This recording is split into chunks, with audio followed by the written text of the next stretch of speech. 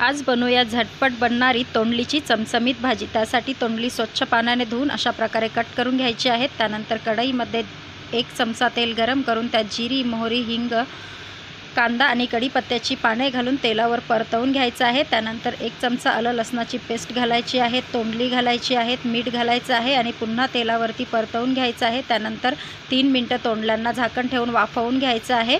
हळदी पावडर, लाल मिरची पावडर, धना पावडर, सब्जी मसाला घालायचा आहे आणि मसाल्यांना तेलावरती छान परतवून घ्यायचं आहे।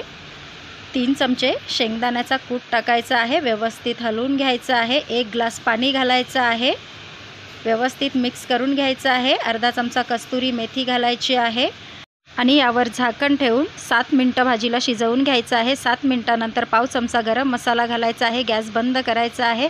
कट केलेली कोथिंबीर घालून खाण्यासाठी तयार आहे चमचमीत भरली तोंडली।